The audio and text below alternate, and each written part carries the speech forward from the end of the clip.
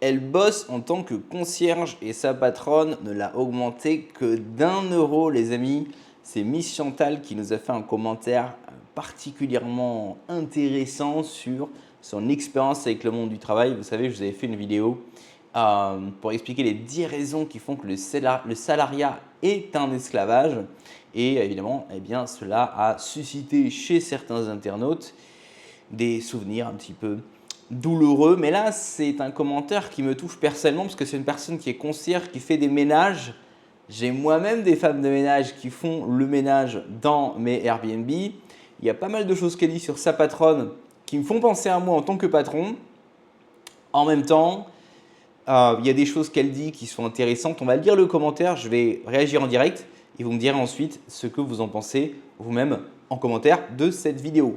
Avant de lire le commentaire les amis, pour ceux d'entre vous qui voulaient monter un business, vous expatrier, ça se passe dans la section de description de cette vidéo. Vous avez des ressources gratuites ou bien pour vous lancer dans Airbnb sans être propriétaire. Je rappelle, c'est un business model qui est rentable en 30 jours à coup sûr. Allez jeter un œil, il y a un guide gratuit pour que vous puissiez vous familiariser avec le business model. Et pour ceux d'entre vous qui voulez vous lancer en ligne, il y a également une méthode pour se lancer en un week-end. Il y a plein de ressources gratuites en commentaire les amis en description. Donc allez-y, inscrivez-vous au lounge, abonnez-vous à la chaîne, mettez des commentaires, mettez des boutons like. Et maintenant, je vais lire le commentaire de Chantal. Alors, Chantal commence ainsi. Je suis concierge en solo pour 2 tours de condos locatifs luxueux remplis de retraités assez âgés. Ma patronne m'a engagé il y a 1 an. Je lui ai affirmé être la meilleure au monde dans mon domaine et elle a ri. Alors, c'est assez déplacé pour un patron de rire quand un employé essaie de se qualifier comme ça. Je peux comprendre pourquoi elle a ri parce que j'ai eu des femmes de ménage qui m'ont dit « je suis la meilleure, moi je suis l'obsédée du nettoyage » et en fait c'était des merdes. Mais il y a quand même un certain professionnalisme quand un employé fait l'effort d'essayer de montrer ses qualités par respect, eh bien on ne rigole pas.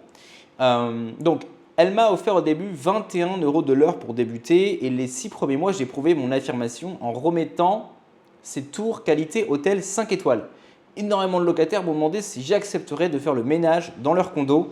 Commentaire très intéressant, ça vous montre comment, même dans des métiers comme ça, on va dire, pas des métiers, vous n'êtes pas freelance dans la tech ou quoi, vous avez vu simplement, de par les gens que vous pouvez rencontrer grâce à votre emploi salarié, vous pouvez commencer à avoir un carnet d'adresses qui va vous donner la possibilité après de passer freelance. C'est d'ailleurs ce qu'a fait Chantal et on va en parler d'ici une seconde.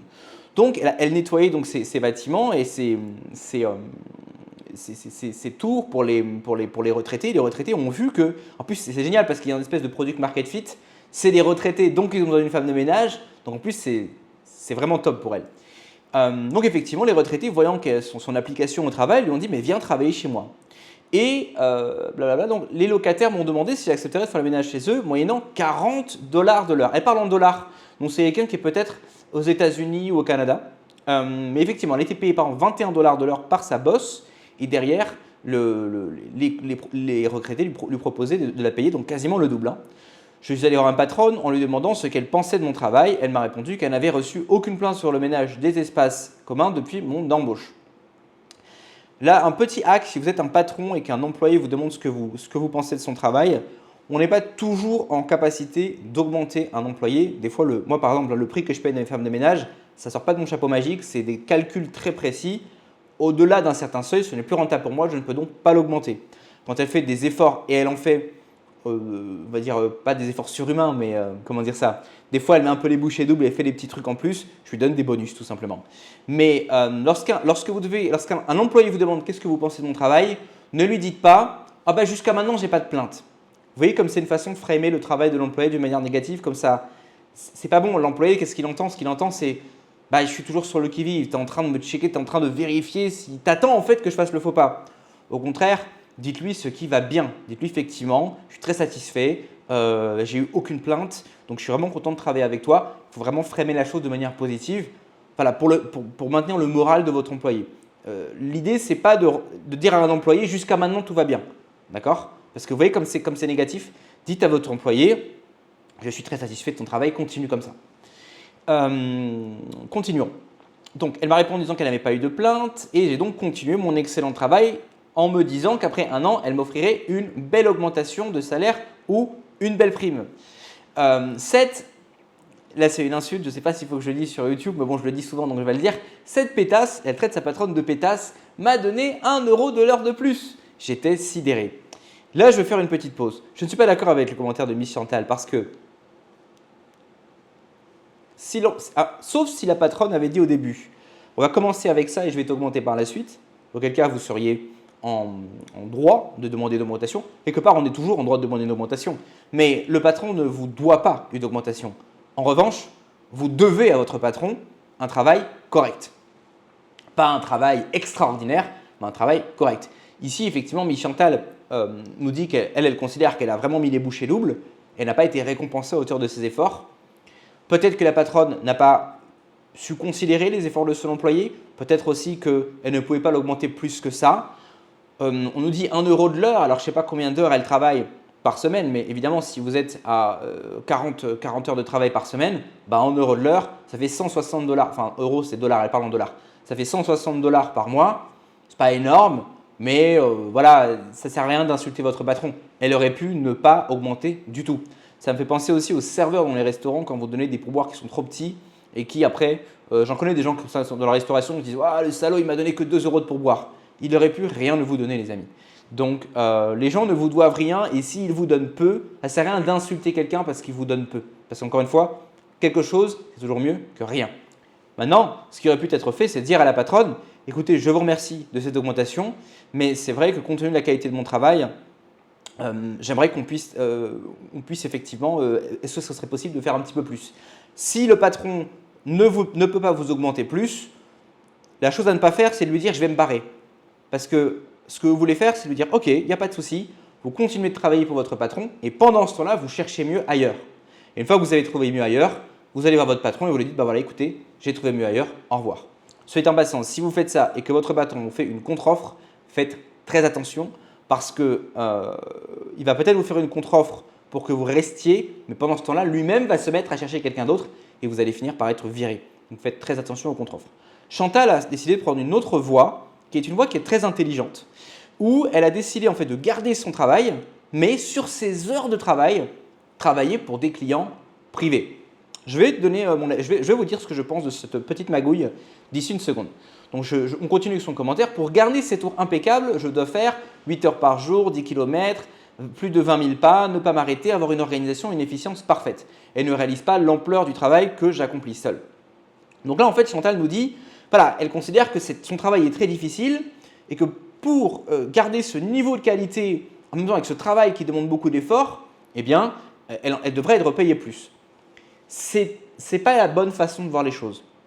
Parce que si réellement elle travaille mieux que d'autres concierges, qu'elle a une meilleure organisation que d'autres concierges, de deux choses l'une, ou bien son excellence finalement ne sert à rien, à savoir qu'on s'en fout que tu travailles bien, quelque part si on prenait quelqu'un d'autre et qui faisait la moitié de ce que tu fais, on s'en contenterait, auquel cas arrête de faire des efforts, ou bien cette excellence au travail est nécessaire, et moi c'est mon cas pour Airbnb, je vais vous en parler dans une seconde, auquel cas c'est à la patronne, normalement la patronne devrait comprendre que j'ai besoin de quelqu'un d'excellent pour ce travail, donc c'est dans mon intérêt en tant que patron d'augmenter mon employé pour garder cet employé-là. Et moi c'est ce que j'ai fait avec l'une de mes femmes de ménage actuelles, c'est une personne qui est excellente, qui m'a demandé dès le début un peu plus d'argent, j'étais un peu réticent, mais maintenant que je vois l'excellence de son travail, ma seule crainte c'est de la perdre. Et je donne régulièrement des bonus, etc. Je ne peux pas forcément l'augmenter parce que sinon ça ferait plus sens pour mon business, mais je la paye déjà un peu plus que je payais celle d'avant et parce que j'ai compris qu'effectivement, celle d'avant, je l'ai payée moins cher, mais le travail n'était pas au rendez-vous. Alors qu'avec celle-là, c'est un très bon travail. C'est vraiment quelqu'un dont je n'ai jamais à me plaindre. C'est vraiment grâce à elle que j'ai toute cette liberté puisqu'elle fait un travail impeccable. Et du coup, oui, je la paye un peu plus cher, mais je sais que si je voulais la payer moins cher, eh bien, le prix à payer, c'est que potentiellement, elle partirait et je devrais de nouveau me mettre à collaborer avec des gens qui sont incompétents. Donc, c'est au patron de savoir, de comprendre que si effectivement on a besoin de quelqu'un de qualifié et que c'est rare et difficile de trouver des gens qualifiés, et c'est vrai que dans le nettoyage, c'est difficile de trouver des gens qui sont vraiment compétents, c'est au patron de comprendre que, attention, parce que si on n'augmente pas, la personne peut partir.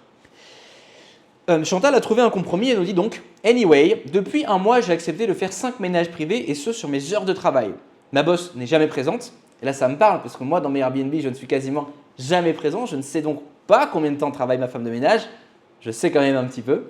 Je n'ai aucun collègue sur place avec moi, donc impossible de me faire prendre. Je n'ai aucun remords. J'ai ainsi augmenté de beaucoup mon salaire. Et le vendredi soir, lorsque j'ai mal partout, au lieu de boire mon pinot noir enrageant contre ma bosse, je me relaxe vraiment car je n'ai aucun ressentiment.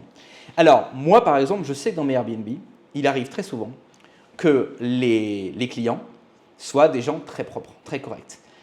Quelques fois où je suis allé, j'ai dû me rendre sur place pour X ou Y raison, entre deux clients, donc où le nettoyage n'avait pas été fait, j'ai été stupéfait de voir à quel point l'appartement est déjà nickel. Et je sais que la femme de ménage, des fois, honnêtement, en 30 minutes, des fois même peut-être en 20 minutes, le ménage peut être fait parce qu'il n'y a vraiment rien à faire. Des fois, le client lui-même va faire la vaisselle et même il fait le lit. Malheureusement, ça ne sert à rien puisqu'on est obligé de changer les draps. Mais ça montre quand même que voilà, c'est des clients qui font vraiment attention. Il y a même des clients qui vont nettoyer le sol. Donc la femme de ménage, ça se trouve, elle vient, elle voit que le sol est propre, elle n'a même pas à le nettoyer. Quelque part, je m'en fous. Parce que moi, en tant que patron, ce qui m'intéresse, c'est uniquement le résultat. Que tu fasses en 5 minutes, que tu fasses en 5 heures, ça revient au même. Le prix, c'est tant. Ce que j'attends, c'est un résultat et une machine bien huilée. Si j'ai mon résultat et que la machine est bien huilée, je m'en fous du reste. Que tu fasses le nettoyage toi-même, que tu envoies ta belle-sœur, que tu, je sais pas moi, que tu demandes à une IA de faire le nettoyage pour toi, j'en ai rien à foutre. Tant que ça roule, tu es payé et je veux pas en savoir plus. C'est comme ça, à mon avis, que la plupart des patrons devraient traiter leurs employés, à savoir exiger non pas des heures de travail, mais exiger un résultat. Parce que demander à un employé un résultat, c'est l'encourager à être plus efficace. Demander à un employé des heures de travail, c'est l'encourager à en foutre le moins possible. Puisqu'il va se dire, bah, de toute façon, je suis bloqué là à 8 heures. Vous voyez? Donc, pour moi, ce n'est pas un problème. Si moi, je travaille avec cette personne, ce ne serait pas un problème que cette personne prenne des ménages privés, entre guillemets, sur ces heures de travail, tant que mes tours sont bien nettoyés. Et en plus, effectivement, ces ménages privés lui permettent d'avoir un carnet d'adresses, d'arrondir ses fins de mois, de profiter effectivement d'un travail qui est un petit peu ingrat, qui est un petit peu difficile et où effectivement elle n'est peut-être pas suffisamment payée. 21 $ de l'heure si vous êtes en Amérique, en fonction d'où est-ce que vous travaillez, ça peut être vraiment peu. En France, c'est pas mal, mais aux États-Unis, ça peut vraiment être peu. Donc, je pense que Chantal a pris la bonne décision. Tant qu'elle réussit à maintenir de bons standards de nettoyage pour sa patronne, si en plus elle peut faire des missions sur le côté, moi je ne vois rien de mal là-dedans et je pense que c'est une très bonne chose et je pense que ce serait malvenu de la part de sa patronne de lui dire ah mais tu fais des ménages en plus, etc. Et je pense aussi qu'il y a des patrons qui cherchent à faire chier leurs employés en fait. C'est genre, tu vois par exemple, moi si j'étais quelqu'un qui était tout petit dans ma tête, eh ben, je pourrais mettre par exemple je pourrais aller vérifier que ma femme de ménage elle passe bien 2 heures par appartement. Parce qu'à la base, quand on a signé le contrat, je lui avais dit on estime que c'est 2 heures de travail par nettoyage. D'accord. Et je pourrais vérifier, la fliquer et dire oh la salope, elle a passé que 20 minutes, nanana, etc. Mais pourquoi? Pourquoi vouloir faire chier quelqu'un qui obtient le résultat que je veux? Pourquoi? Mais je pense qu'il y a vraiment des patrons qui sont toxiques et qui cherchent vraiment à… pour eux, si l'employé en fait s'en sort un petit peu trop bien, c'est que il me baise en fait, donc je vais le niquer, tu vois. Ou alors on va lui donner plus de nettoyage, il n'y a rien de pire. Il n'y a rien de pire que de donner une tâche à un employé, que l'employé se casse le derche à trouver des méthodes pour être plus efficace. Et quand vous voyez qu'il est plus efficace, bah vous lui dites ah bah finalement tu travailles plus vite, bah tiens on va doubler ta charge de travail. C'est ultra toxique. Il n'y a rien de mieux pour perdre ses employés, avoir un turnover de dingue et avoir de mauvaises relations patron-employé. Voilà, c'est le takeaway que je voulais avoir pour Miss Chantal. Donc, voilà. Moi, je pense que Miss Chantal, bon, ça ne sert à rien de d'énerver contre ta patronne. Tu as réussi à trouver un bon compromis. Tu as remarqué que l'inconvénient de ce travail, c'est que sans doute il est difficile. L'autre inconvénient, c'est que sans doute tu es peut-être payé moins que ce que tu penses que tu mérites. L'avantage, c'est que tu as pu te faire un carnet d'adresses, tu as pu réussir à détecter une opportunité au sein de ton travail, à savoir que c'est des personnes retraitées, donc des gens qui ont besoin de femmes de ménage. Tu as pu te constituer un carnet d'adresses et effectivement, moi je te recommande tout à fait si ta patronne est chiante, forcément, tu vas devoir te cacher un petit peu, faire attention, c'est regrettable. Mais mets les bouchées doubles, prends les carnets d'adresse de ces gens-là, note les numéros de téléphone, demande-leur, dis-leur carrément si vous avez d'autres personnes, vous connaissez des gens pour lesquels vous voulez que je travaille, il n'y a pas de souci, je peux travailler pour eux également. Et c'est même de voir ce side business, non pas comme une espèce de petite magouille que tu fais, que tu te caches pour pas que ta boss te voie, mais comme même vraiment une opportunité de diversifier ton activité, n'est-ce pas? Pour derrière arrondir tes fins de mois et peut-être même un jour ne plus avoir à travailler pour cette patronne-là, tout simplement. Dites-moi ce que vous en avez pensé en commentaire, les amis. Je pense que c'est un commentaire qui est très insightful parce que c'est un commentaire qui vous montre comment vous pouvez partir d'une base, réfléchir et trouver des opportunités au sein d'un écosystème qui à la base était un petit peu hostile. On se retrouve la prochaine fois pour un épisode sur Empire Digital, les amis. Si vous avez d'autres commentaires, si vous êtes dans des situations un petit peu comme Miss Chantal, mettez-les en commentaire. Peut-être que j'en ferai une vidéo. Sinon, on like, on s'abonne, checkez les ressources gratuites dans la description. Et on se retrouve demain pour un nouvel épisode. Ciao les amis.